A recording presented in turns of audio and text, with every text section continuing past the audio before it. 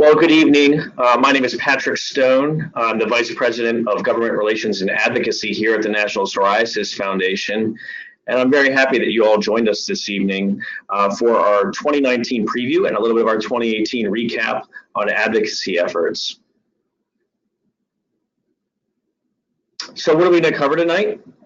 We're going to talk about what drives NPF's advocacy efforts. It's important for us to kind of take a step back and say, why do we advocate for the issues we do and for the people we do that are living with psoriatic disease on a daily basis?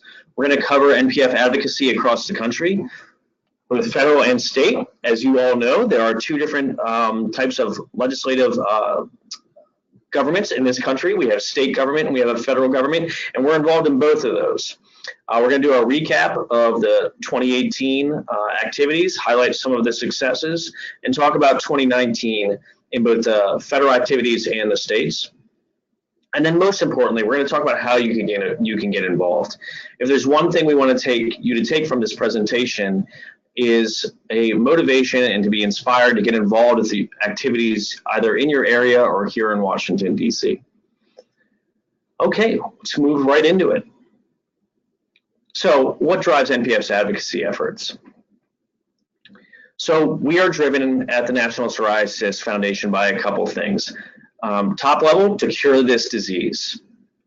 We've existed for over 50 years with the intent to cure this disease. And obviously that takes time, but over those 50 years, not wholly in part to our efforts, but in part, we have seen a very vast improvement in the medicines and treatments for psoriatic disease.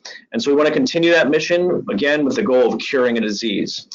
But you have to have a strategic approach to that. And so the NPF convenes a group of experts, and by experts, I mean you, the patients, providers, expert clinicians in the field, and researchers convene to put together a strategic plan. And this occurred 5 years ago. And is coming to an end here in 2019. We're actually in the process of finalizing by the first day in June, our next 5-year strategic plan. So look for information on that. But what did the previous 5-year strategic plan focus on? 3 real core buckets: accelerating discovery, dramatically improving health outcomes, and securing resources to achieve that mission. So the easy one is securing the resources, right? The organization during this 5-year period has increased staff. That includes advocacy staff, but also staff dedicated to research. And our overall goal was to double the revenue of the foundation, with a significant amount of that revenue going towards research. Dramatically improve health outcomes. This is where the advocacy team really, our lane that we are in primarily when it comes to our strategic plan. And so I'll convey what it means to us, which is that passing legislation that provides better access to healthcare as a whole. And accelerate discovery. This is a focus of our research department. We had a goal of increasing the amount of researchers in our field by 50%. And you know, a lot of these metrics and these goals associated with the 5-year strategic plan were extremely aggressive. And I don't think we're going to hit every one of them. In fact, I know we're not going to hit all of them. But we came gosh darn close to a lot of them and blew a few of them out of the water as well.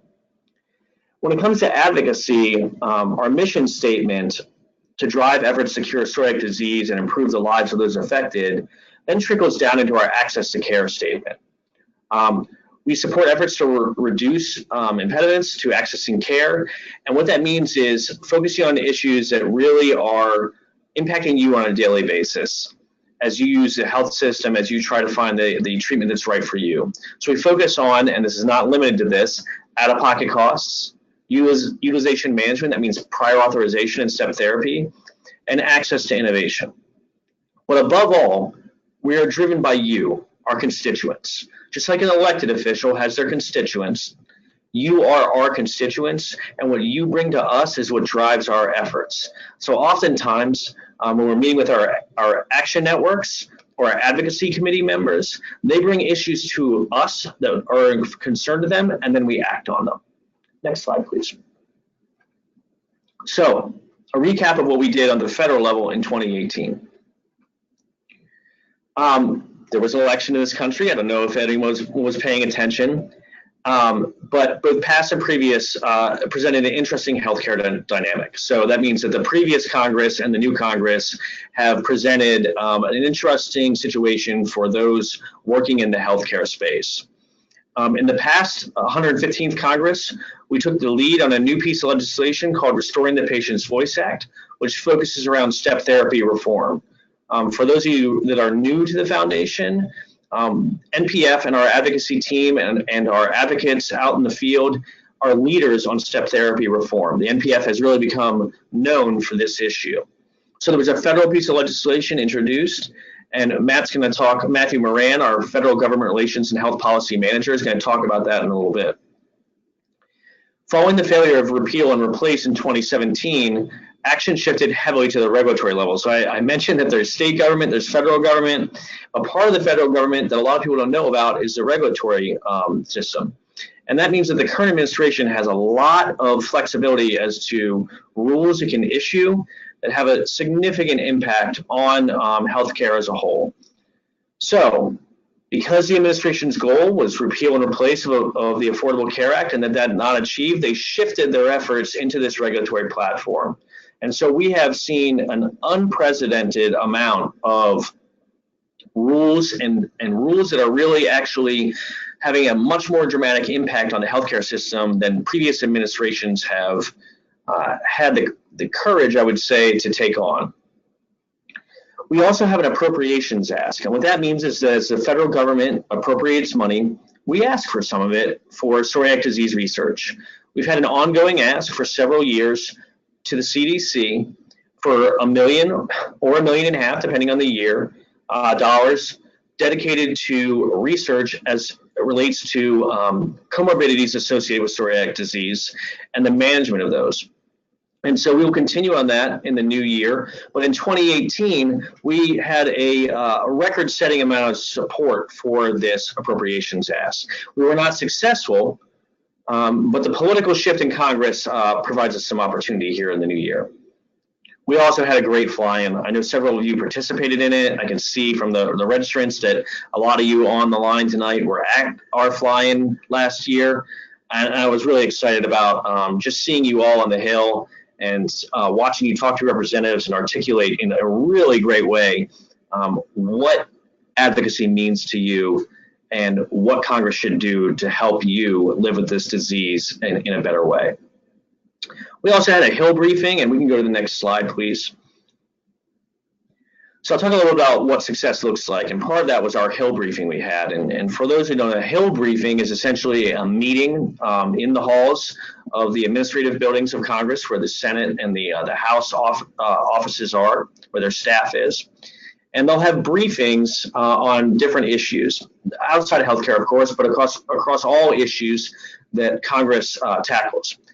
And anyone can request to hold a briefing. There's a process to do it, and NPF engages in this process on a yearly basis, whether we do it independently or we partner with other people. And in this case, we partnered with a rheumatology organization to have a briefing on Medicare. And so the pictures you're seeing on the slides, I'm extremely proud of. You're seeing John Early from Texas, who's been part of our state work and been part of NPF for years. He's actually on the planning committee that I spoke of for the next strategic plan, longtime advocate out of Texas, a retired architect, and Kathleen Gallant, who's served on our board before and represents us internationally with IFPUB, which is an international psoriasis organization. And so they testified about their experience either with Medicare, which Kathleen currently uses, and John transitioning into Medicare after being in the commercial space for a number of years. And those challenges, I think a number of you probably know about. And so elevating this patient voice through this venue is really what we're all about. And we're really excited about the results of that briefing. It was a packed room full of staff, and we look forward to conducting another briefing this year at some point. So next slide, please. So I'm going to introduce Matthew Moran. Matthew has worked on the Hill for over 5 years and recently joined us as our federal government relations and health policy manager. Matt's going to talk a little bit about our upcoming 2019 efforts. Sure. Thank you, Patrick, for the introduction. As Patrick mentioned, I am new to NPF, and I am the Federal Government Relations and Health Policy Manager. And I'll be running you through some of our federal efforts in 2019. Next slide, please.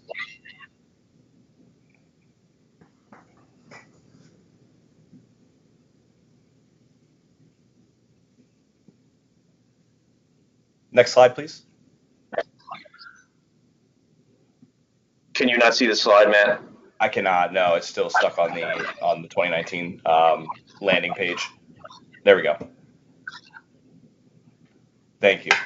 So 2019, we expect to deal with Congress. In the 116th Congress, there'll be a heavy focus on drug pricing. Drug pricing will continue to be a focus. Seemingly every other day, we are seeing a congressional hearing on the issue. This will undoubtedly be a highlight throughout the 116th Congress, and we will continue to monitor those efforts on the House and the Senate side. As Patrick alluded to a little bit earlier, we are seeing aggressive regulatory efforts coming out of the administration, whether that's HHS or CMS or many of the other federal agencies that we deal with on a daily basis. So that will continue to ramp up as we round out 2019.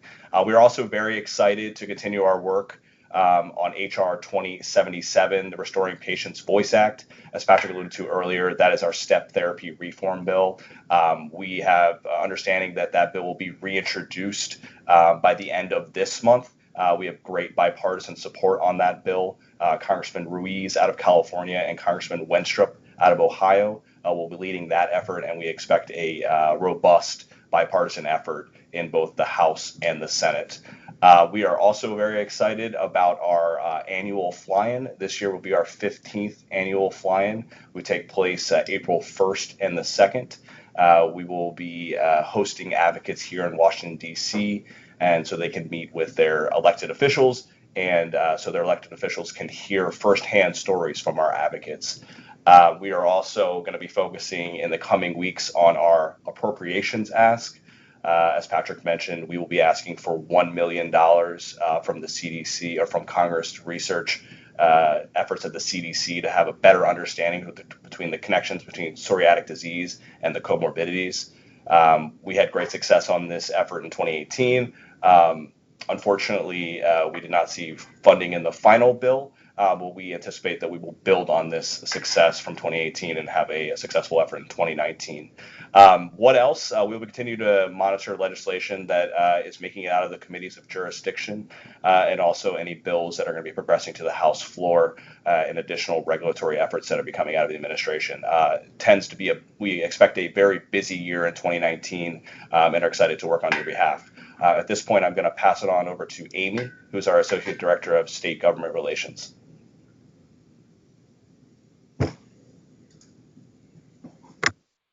Thanks, Matt. So before we get into all the exciting work that is going on at the state level, I just wanted to take a moment first and introduce you to our team and exactly how we divide and work in the various states. So what you're looking at is our regional map. Our state team includes myself, Brittany and Angie. I am responsible for the Eastern region, was what you see there in the blue colored states. We have Angie with us, who's going to talk to you about the Central region, which she covers, and that is kind of in the reddish color states. And then we have Brittany, who is our leader in the Western states, that is shown there in orange. So if you ever need to refer back and find out what staff you need to talk to about something in a particular state, this would be a good resource for you. Okay, next slide. So the Eastern region, we've had a lot going on both last year and this year. So to recap a little bit about 2018, 2018 was really a year of laying groundwork. Oftentimes these campaigns in the states take years to get success. You have to educate your lawmakers, build relationships. So that is primarily what we did in 2018. We laid some great foundations in Georgia, Maine, Massachusetts, Virginia, and New Jersey, all which we expect to see hopefully pay off in 2019, which I'll talk about shortly. And I think it's important to note when we're laying this groundwork and building up for success in a state, it is really thanks to the patient, which is why we're having this webinar, and I think you'll hear that throughout today. So one, thank you to everyone that participated and supported us in the states and made this possible. But I wanted to highlight one patient story just so you can get an idea of the various opportunities that are available to you.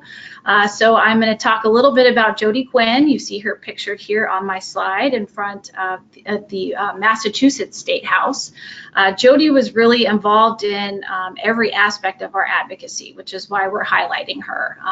She is involved in our social media campaigns.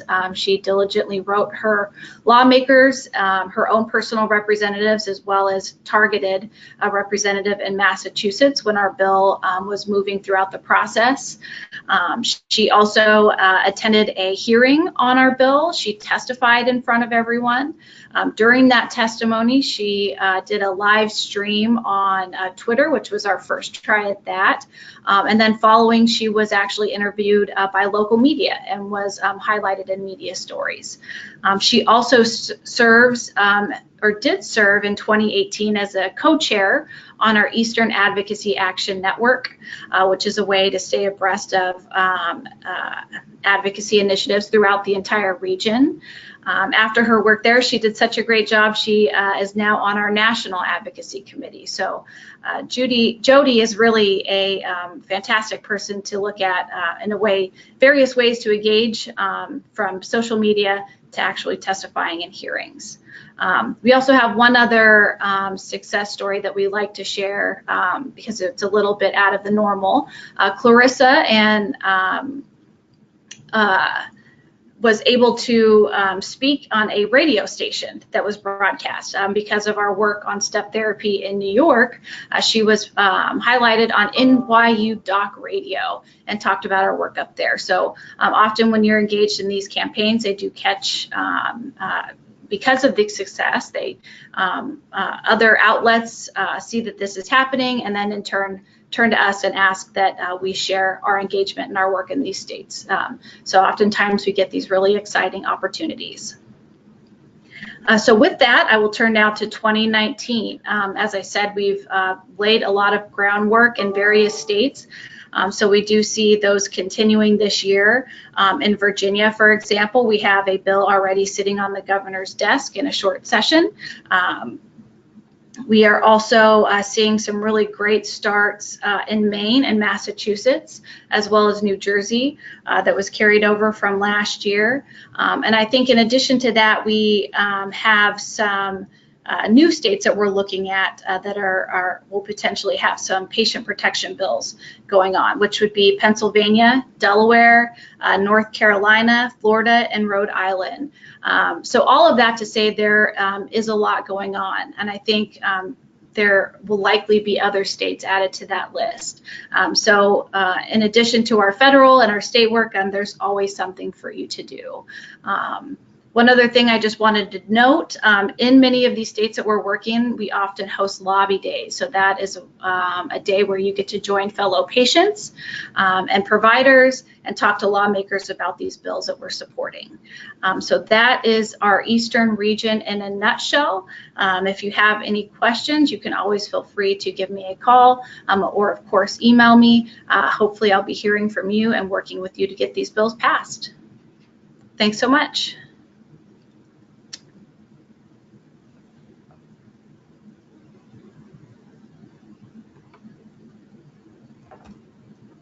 Good evening. Thanks so much for being with us tonight.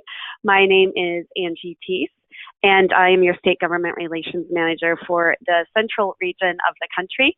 I like to say north is Minnesota, south is Texas, west is Nebraska, and east is Ohio and Tennessee as my border states. So again, thanks for being with us. Next slide, please. In 2018, the Central Region was very busy, and I am proud to say that NPF led efforts in Minnesota to establish patient protections for the practice of step therapy here. That bill passed in approximately 5.5, 6 months and was implemented January 1st of 2019. I'd like to say a special shout out to Michelle Stranges, who is with us tonight. She is from Minnesota and was instrumental in the passage of that legislation, hoping to testify and work with lawmakers to get a full understanding of what that practice of step therapy looks like. So again, Michelle, thank you so very much. The last month of 2018 also brought us success in the great state of Ohio, where we saw step therapy patient protections pass as well. That bill will be implemented in 2020. In 2019, we are turning our sights to Wisconsin, Oklahoma, and Kansas. NPF is again leading step therapy efforts in Wisconsin, and we are working in coalition in the states of Oklahoma and Kansas to broaden patient protections for the practice of step therapy. I'm happy to say that in Wisconsin, we're just coming off of a very successful advocacy day where we had over 50 patient advocates from about 19 or 20 different organizations meeting with lawmakers in both the Assembly and the Senate, including leadership. We were covered by a couple of media outlets and had over 200 social media impressions. So it was a really great day, and we are hopeful that that momentum will carry us in to a successful spring once the snow melts here in the Midwest. I'd also like to highlight Lisa Combs-Creech out of Indiana. Lisa is new to our advocacy efforts and has just kind of jumped in and brought a bunch of enthusiasm and dedication and a willingness to share her personal story with psoriatic disease and utilize it for policy gains in Indiana and at a federal level. And so, Lisa, thanks again so much for your involvement. And I look forward to working with you. And as Amy indicated, please feel free to reach out via email and phone. I'm more than happy to get you engaged in our great work here in the Midwest. At this time, I will turn it over to Brittany Duffy-Gaucher. Great, thanks, Angie. So welcome, everyone. I'm Brittany Duffy-Gaucher, your State Government Relations Manager for the Western Region. As you can see on this, I cover the 15 states out here in the West, which is the largest in terms of land mass. With that being said, 2018, slide. So 2018 was an exciting year. It meant that we had a fully staffed Western region. And with that being said, we were able to get quite a bit done out here. So in terms of expanding access to care, we were able to get things done in Alaska and New Mexico. So with New Mexico, we worked in coalition to pass step therapy reform. And in Alaska, we were able to work on biosimilar legislation. So for those of you that aren't familiar, biosimilars are a biologic medication that is similar to the brand name biologics, but due to the fact that it's a living organism, it cannot be directly replicated. So as many of us know, for our community, biologics have been a game changer when it comes to treatment options. But due to the fact that biosimilars, as it says in their name, are only similar to biologics, we actually see this type of medication as an additional tool in the toolbox. So with that being said, we want to make sure that there's good communication and transparency when dispensing of these type of drugs. And we've worked across the nation to pass legislation that would ensure that there's good communication and transparency when that happens. But Alaska was one of the few states that hadn't seen this legislation pass. So we worked with coalition partners up there. And as you can see, Advocates in Action, one person I wanted to highlight is Mark. So he's one of our great advocates up there. Like many states, legislators only want to hear from their constituents. And so with that being said, we got a little stuck in one of the committees up there in Alaska, and Mark jumped in, no questions asked, and was able to help us get this bill unstuck through testimony. And with that, we were able to be successful that year in passing better transparency around biosimilars. Also, we were able to support efforts to fight back against rising out-of-pocket costs in California. So what we were able to do is put a cap on how much a patient has to pay for a prescription drug. So we were really excited to continue to fight back on those out-of-pocket costs. Also in 2018, we did a really great job elevating the patient's voice in Washington with our step therapy efforts. The other patient advocate I want to highlight is Kim Patton, who's on the call tonight. Kim has been fantastic in really getting the ball rolling. She has testified to talk about how step therapy impacts the patient's life and how it restricts their ability to get good treatment. She has gone to in-district meetings to meet with her state and local officials to talk with them, and she's attended our advocacy days. So if you look at the photos on here, she's the second one from the left up there in the blue t-shirt, and that's actually her with her representative. She was able to get what's called a 4 pull. So you are essentially able to pull your elected official off the floor and meet with them. And so we were very excited to see how Kim has made an impact and continues to fight with us to get this legislation passed in Washington. So that kind of transition us into the 2019 preview. So again, we continue our efforts to pass legislation that impacts our population in Oregon and Washington. Specifically, like I said, in Washington, we're working on step therapy reform, and in Oregon, and as well doing out-of-pocket in Oregon, and then broader access to care in Montana and California. I do want to highlight as well that we will have an advocacy day in California on May 20th. So Angie will go through how to get more involved and where to sign up there. But if you are on the call tonight and are watching this, we would love to have you join us in Sacramento on May 20th. And with that being said, Angie and Patrick will take us through how to get more involved with NPF.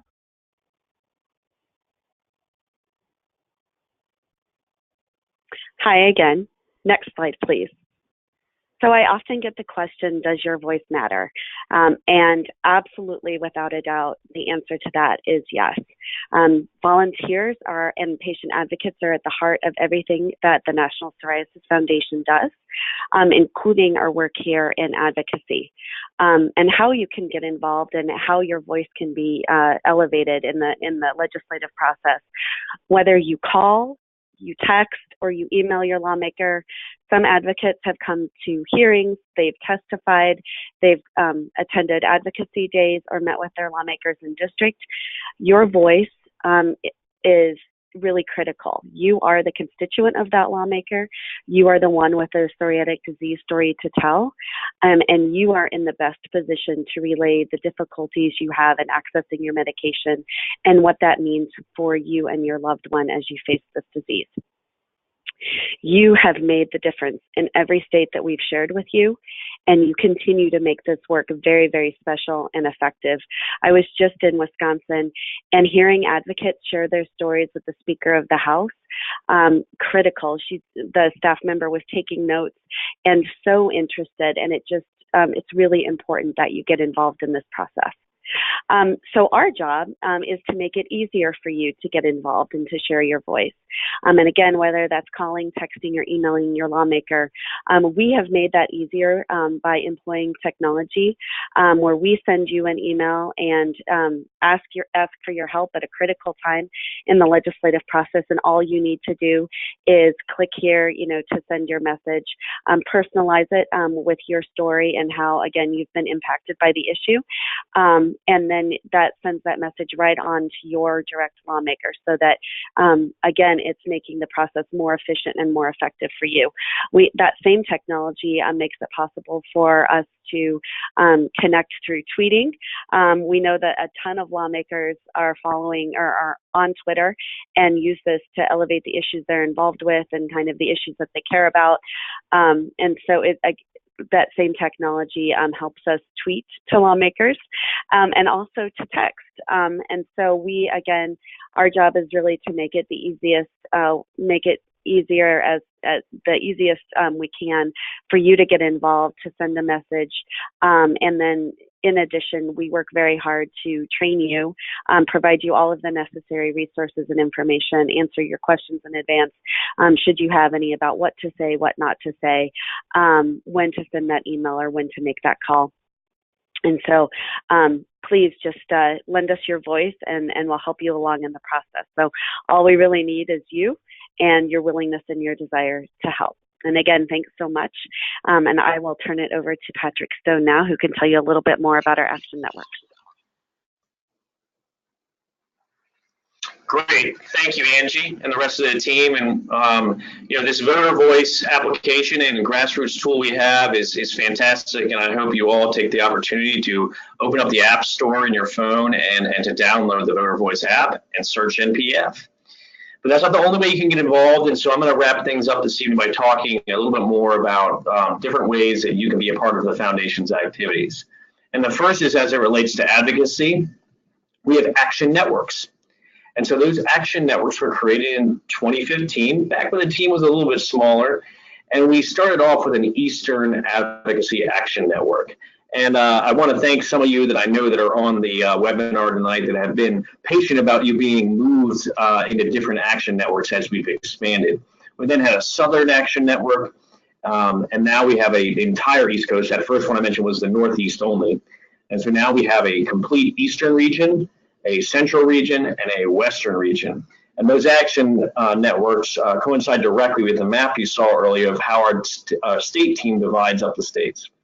And the purpose of these action networks is really to put your voice, as we've talked about repeatedly tonight, at the heart and the forefront of what we do in advocacy. I've long told the team, and I know Amy tells her team members the same thing, that if we are the ones testifying, if we're the only ones testifying, I mean staff, the only ones testifying or advocating on behalf of an issue in the state legislature or in the federal government, we have failed. It is your voice and your face that we want to put forward to legislators that are impacting change. And so that's really important to us. And so the action networks, they help prepare you for that. We understand that the idea sometimes of testifying in front of a committee, even just meeting with an elected official, going out in your community and talking about psoriatic disease and what advocacy does, can be intimidating. Some of the subject matter is extremely complicated. I know I learn something new every day. But these action networks have monthly calls, and on those calls every month, we're covering a different subject matter.